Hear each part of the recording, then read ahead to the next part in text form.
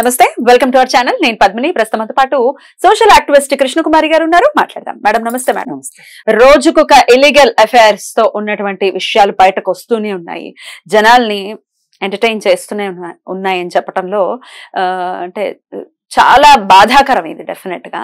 ఎందుకంటే ఒక్కొక్కళ్ళు ఒక్కొక్క రీతిలో, కానీ ఎండ్ ఆఫ్ ది డే దాన్ని అనుభవించేది, దాన్ని నిజంగా దాని వల్ల నరకయాతనని చూసేది ఆడవాళ్లే. హర్ష సాయి అసలు చాలా చాలా అద్భుతమైనటువంటి వ్యక్తిగా సోషల్ మీడియాలో ఒక వెలిగినటువంటి వ్యక్తి. ఇందాక కూడా ఇక్కడ ఉన్నటువంటి కెమెరామెన్ కూడా ఎంత గొప్పవాడండి అంటే అసలు విషయం తెలియదు, అతను ఎలా అలా డబ్బుల్ని పంచాడు అనేది బహిర్గతం చేసింది మీడియా. బెట్టింగ్ల ద్వారా ఎంకరేజ్ చేస్తూ అతను చేసినటువంటి అకృత్యాలని బహిర్గతం చేసినప్పటికీ ఇంకా అతనేదో మంచివాడుగానే ఇంకా జనాలు గుర్తించడం అనేది ఆశ్చర్యం. ఇప్పుడు ఇంకొక విషయం కూడా బయటకు వచ్చింది, అమ్మాయిని వేధించినటువంటి విషయం. అది అందరికీ తెలిసినటువంటిదే. యాజ్ ఎ సోషల్ యాక్టివిస్ట్ ఎలా చూస్తారు, అతనికి ఎటువంటి శిక్ష పడాలి అనేది డెఫినెట్ గా కోరుకునేటటువంటి విషయంగా చూడొచ్చు. ఇప్పుడు ఇదే పని మామూలు వ్యక్తులు కూడా చేస్తారు. వాళ్ళకి ఏదైనా శిక్ష పడుతుంది అనుకుంటే దానికి డబుల్ శిక్ష పడాలి ఇతను. Well said. ఎందుకంటే ఇతను ఒక సామాజిక స్పృహ కలిగిన వ్యక్తిగా, సామాజిక సేవ చేస్తున్న వ్యక్తిగా, బాధితుల పక్షాన ఉండే వ్యక్తిగా, నిస్సహాయులకి సహాయం చేసే ఒక వ్యక్తిగా, వాళ్ళ కన్నీళ్లు తుడిచే వ్యక్తిగా ఇవాళ మీడియా ముందు ప్రొజెక్ట్ అయ్యి జేజేలు పలికించుకున్న వ్యక్తి ఈ హర్ష సాయి. మరి ఈ హర్ష సాయి మరో పక్కన బెట్టింగ్ యాప్లకి అడ్వర్టైజ్మెంట్ ఇస్తూ ఇంకొంతమందిని బెకారులను చేసి, ఇంకొంతమంది ఆత్మహత్యలు చేసుకునే విధంగా చేసి, మళ్ళీ వాళ్ళ కుటుంబాలకే ఈయన సహాయం చేసేలాగా అవతార పురుషుడు అవతారం ఎత్తితే దీన్నేమనాలి? అసలు అదే దీన్నేమనాలి? పైగా ఇంకొక పక్క ఆ అమ్మాయితోటి స్నేహం నటించి, ప్రేమ నటించి, వ్యాపారంలోకి దించి, ఆ అమ్మాయితో డబ్బులు పెట్టించి, ఆ అమ్మాయి ఏమి మరీ నోట్లో వేలు పెడితే కొరకలేని అమ్మాయి అని నేనేమి సైడ్ తీసుకోవట్లేదు, కానీ ఇవాళ చూసుకుంటే ఆ అమ్మాయికి నువ్వు డబ్బులు ఇవ్వాల్సి వచ్చావు, ఆ సినిమాకి సంబంధించి నువ్వు డబ్బులన్నా ఇవ్వు, లేదు అనుకుంటే నీ మీద ఏ ప్రేమతోటి ఆ అమ్మాయి ఈ సినిమాకి డబ్బులు పెట్టిందో ఆ ప్రేమనైనా ఇవ్వు. కనీసం ఒకటి పోతే ఒకటైనా దక్కాలి కదండి. ఇప్పుడు ఏదో అంటారు సామెత, వ్రతం చెడ్డా ఫలం దక్కాలంటారు అంటారు. ఆ విధంగా ఫలమే లేనప్పుడు ఇంకా వ్రతం చెట్టం ఎందుకు? అందుకోసం ఏంటంటే ఆ అమ్మాయికి ఏం కావాలో ఆ అమ్మాయి చెప్తూనే ఉంది. నాకు నీ ప్రేమ కావాలి, నీ అటెన్షన్ కావాలి, నువ్వు కావాలి అని చెప్తున్నప్పుడు నువ్వు అబ్బో నా అంతటోడు లేడు, అసలు నా గాంగా అమ్మాయిలు ఇట్లా లైన్లో నిలబడుతున్నారు ఇంతే చూడు అని చెప్పి పోజులు కొట్టుకుంటూ, నువ్వు కాదు అని చెప్పకుండా ఆ అమ్మాయితోటి స్నేహం నటిస్తూ ఆ అమ్మాయిని సినిమాకి డబ్బులు పెట్టేటట్లు చేసి, ఆ అమ్మాయితోటి నువ్వు సన్నిహితంగా ఉండి, ఆ సన్నిహితంగా ఉన్న విషయాల్ని వీడియోలు తీసుకొని ఆ వీడియోలు నీ లాకర్లో భద్రంగా పెట్టుకుని అవసరం వచ్చినప్పుడు చూపిస్తాను అన్నట్లు చేసావు అంటే దీన్ని ప్రీ ప్లాన్ అంటారా, లేకపోతే అప్పటికప్పుడు అనుకోకుండా జరిగిందంటారా? ఎట్లా అండి అనుకోకుండా జరుగుతుంది? డెఫినెట్లీ ప్లాన్డ్ గా జరిగింది. క్రిమినల్ మైండ్ ఉంది. క్రిమినల్ మైండ్ కంటే కూడా దాన్ని మించిన మైండ్ ఉంది అతని దగ్గర. అదేంటంటే అతని తర్కం చెప్తా నేను మీకు, వింటే మీకు తెలియంది కాదు. నువ్వు ఎందుకయ్యా ఇంతమందికి సహాయం చేసేవాడివి, నువ్వు బెట్టింగ్ యాప్లకి అడ్వర్టైజ్మెంట్ ఎందుకు ఇస్తున్నావు అంటే, నేను కాబట్టే తక్కువ నష్టంతో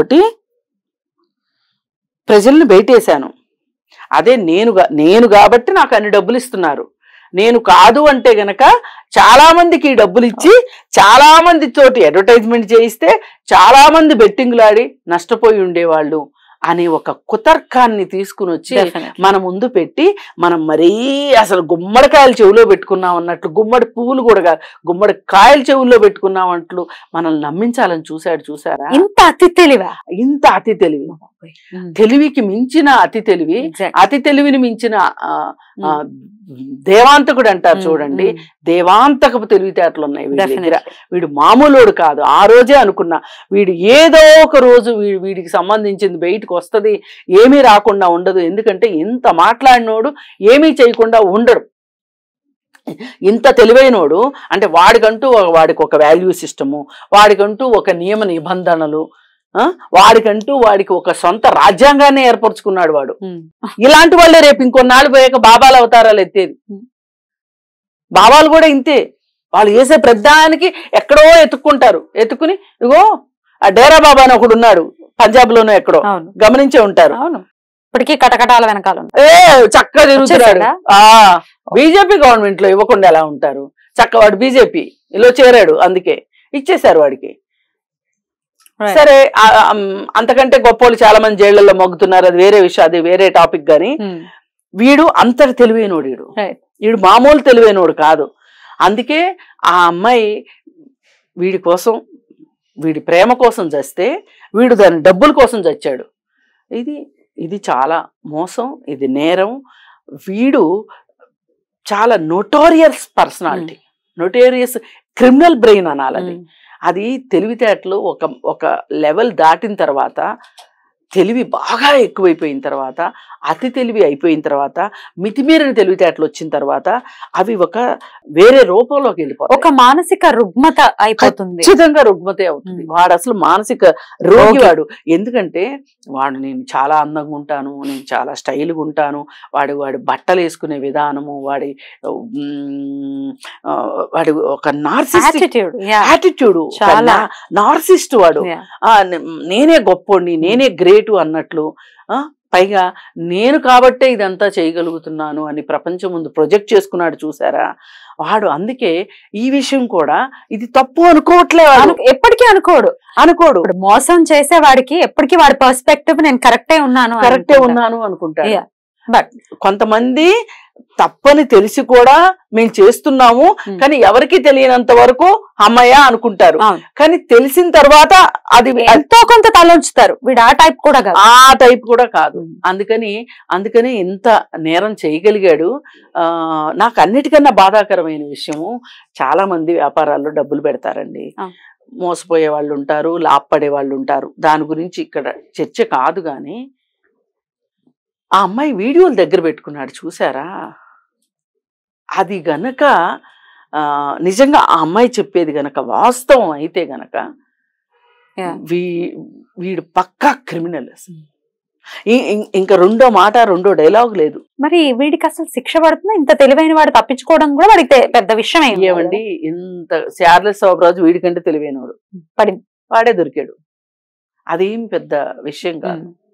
అందుకని చెప్పి ఇలాంటి వాళ్ళు చాలా మంది చట్టం చూసే ఉంటది. వీడంతా పిల్లకాకి, కాకపోతే ఈ కాలానికి టెక్నాలజీ నేర్చుకుని చాలా తెలివైన ఉండని ఆడు మురిసిపోతున్నాడు, విర్రవీగుతున్నాడు. గాని ఇంతకంటే పెద్దోళ్ళని చూశారు.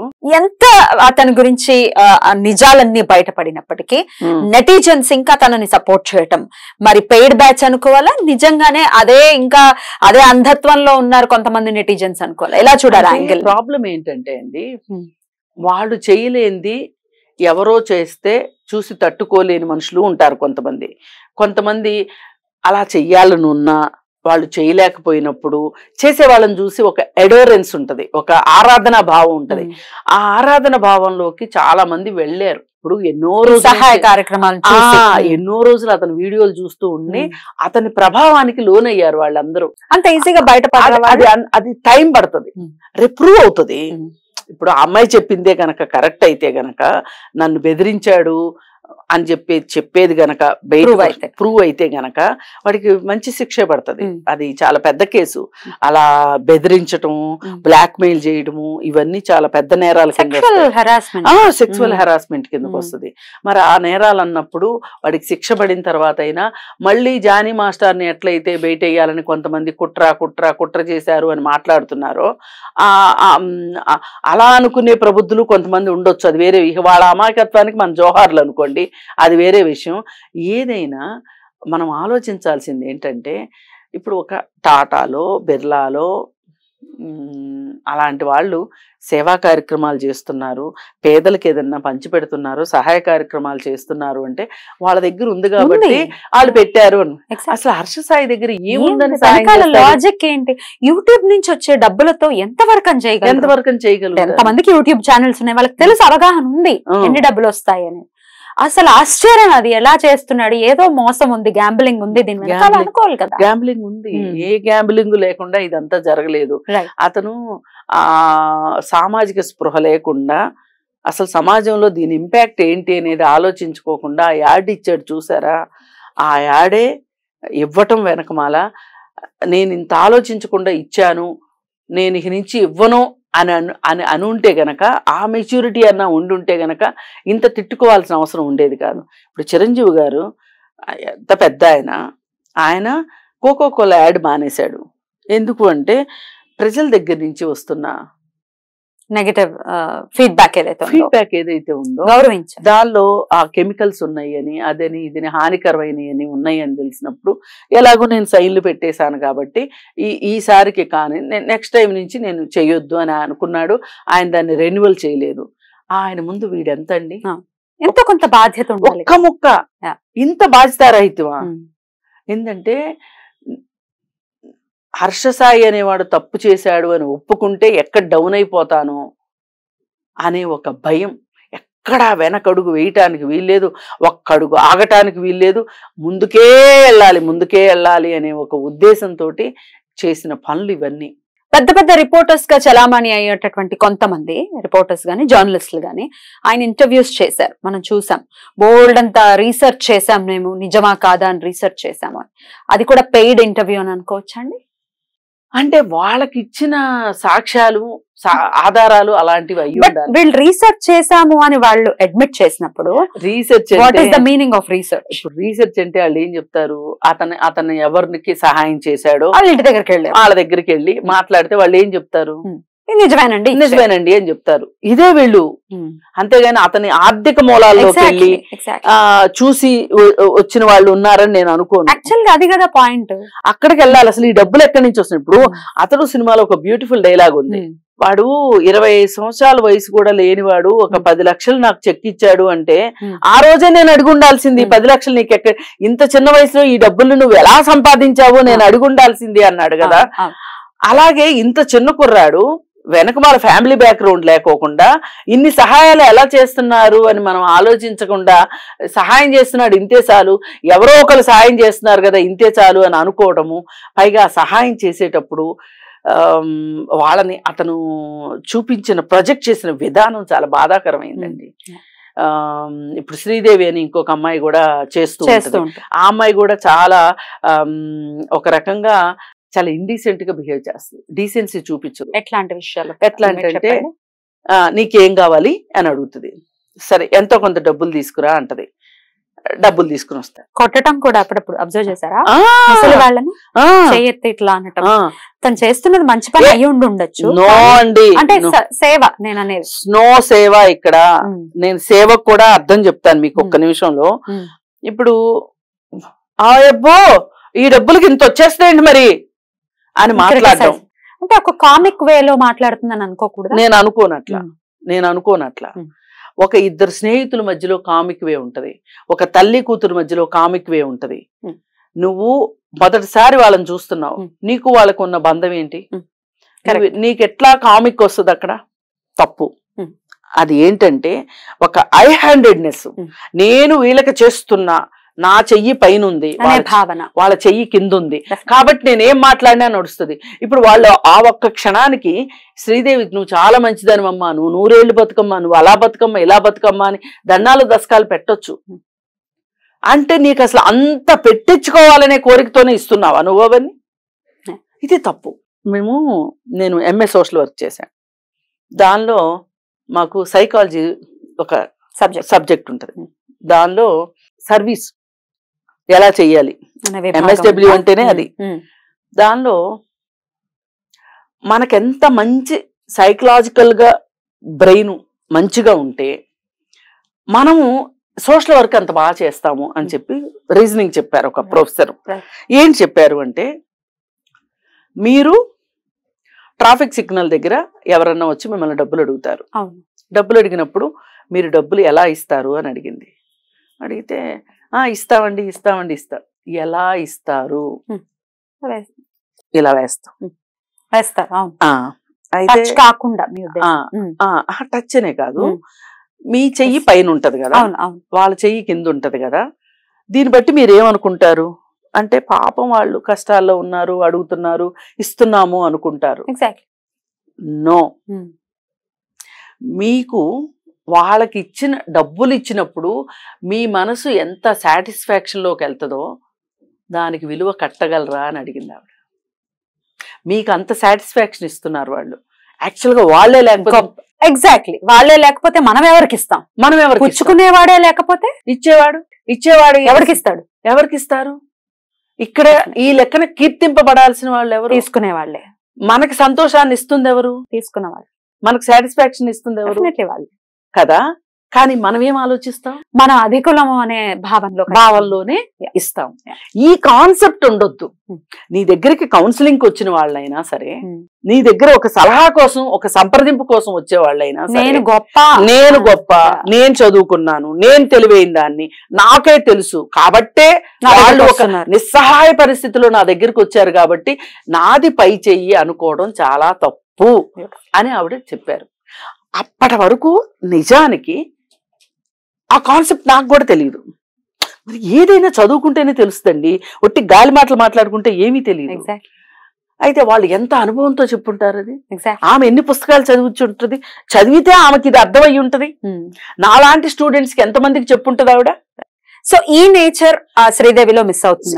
ఈ నేచర్ శ్రీదేవిలో మిస్ అవుతుంది, హర్ష సాయిలో మిస్ అవుతుంది.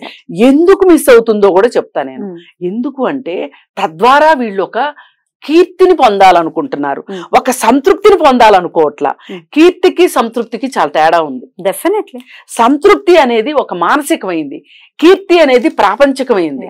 సంతృప్తికి దానికి ఇవ్వాల్సిన అవసరం లేదు, అంటే ఏమంటారు, వీడియోస్ చేసి చేయాల్సిన అవసరం, పబ్లిసిటీ అవసరం లేదు. కీర్తికి మాత్రమే పబ్లిసిటీ కావాలి.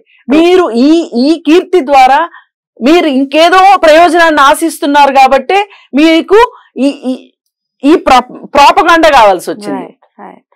ఇంత ప్రచారం చేసుకుంటున్నారు మీరు. అందుకని ఈ ప్రచారం చేసుకునే దగ్గరకు వచ్చేసరికి అసలు పాయింట్ మిస్ అయిపోతుంది. ఇక్కడ అసలు పాయింట్ ఏంటి?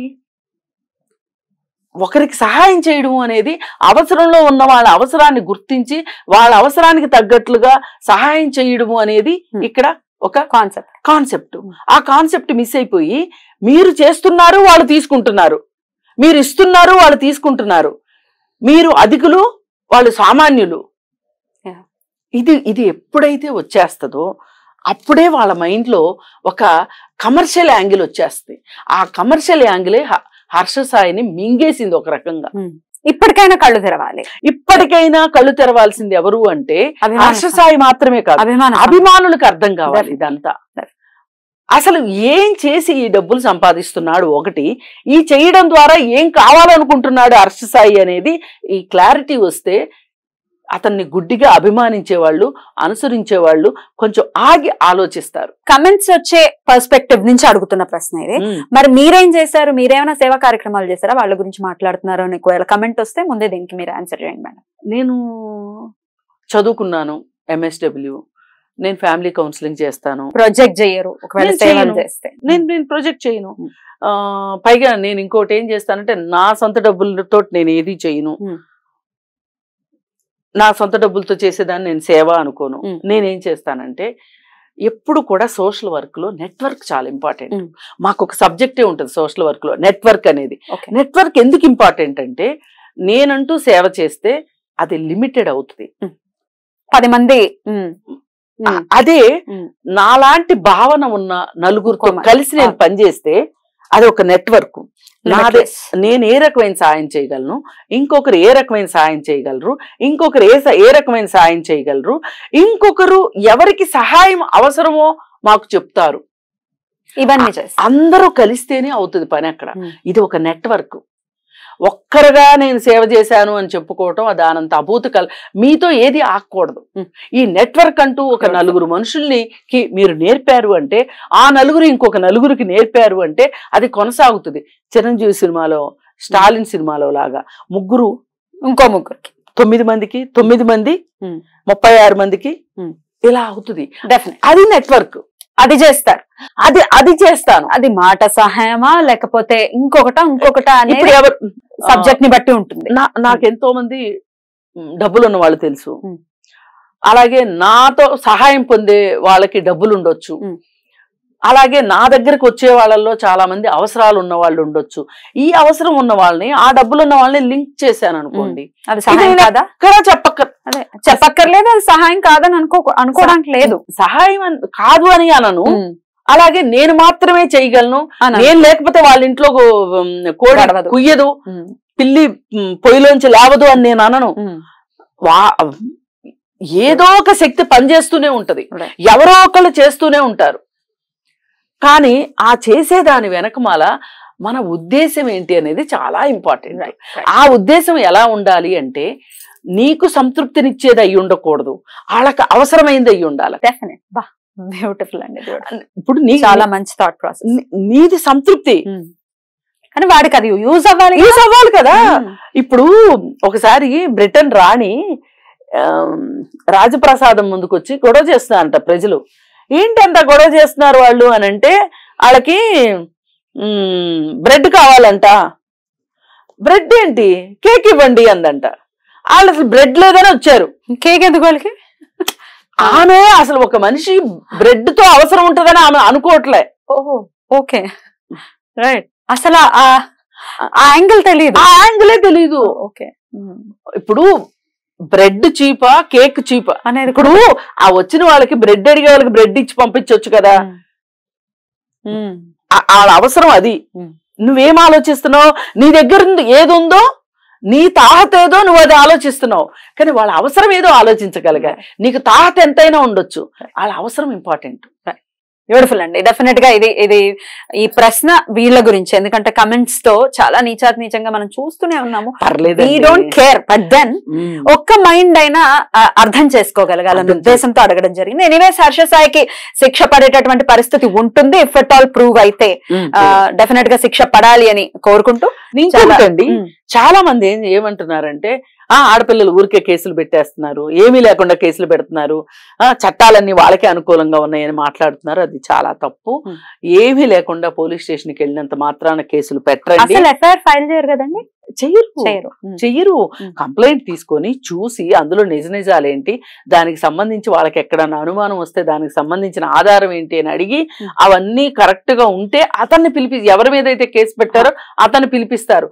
అతను సకాలంలో వచ్చి సహకరించాడు అనుకోండి విచారణకి, అక్కడే మాట్లాడేసేసి ఒక అండర్స్టాండింగ్ ఏదైనా వస్తే గనక అక్కడే క్లియర్ అయిపోతుంది. అది అసలు ఎఫ్ఐఆర్ అవ్వదు, అది క్లోజ్ అయిపోతుంది. ఎప్పుడు ఎఫ్ఐఆర్ అవుతుంది, ఆ వచ్చిన మనిషి సహకరించకపోతేనో, లేకపోతే వచ్చి ఇంకా పోలీసుల్ని దూషించటాలు ఇవన్నీ కూడా చేస్తుంటారు కొంతమంది మహానుభావులు. అలాంటప్పుడు ఎఫ్ఐఆర్ అవుతుంది. ఎఫ్ఐఆర్ అయ్యింది అంటే ఎంతో కొంత వాస్తవాలు ఉన్నాయి అని. ఈ వాస్తవాలు ప్రూవ్ అవ్వకపోవచ్చు, కోర్టు నమ్ముతుందా లేదా తర్వాత విషయం. ముందైతే మటుకు ప్రాథమిక విచారణ ప్రకారం ఎఫ్ఐఆర్ అంటేనే అది ఫస్ట్ ఇన్ఫర్మేషన్ రిపోర్ట్. మరి దానిలో ఫస్ట్ ఇన్ఫర్మేషన్ ఏమి ఇచ్చారు అనేది చూసుకుంటారు, ఎఫ్ఐఆర్ చేస్తారు.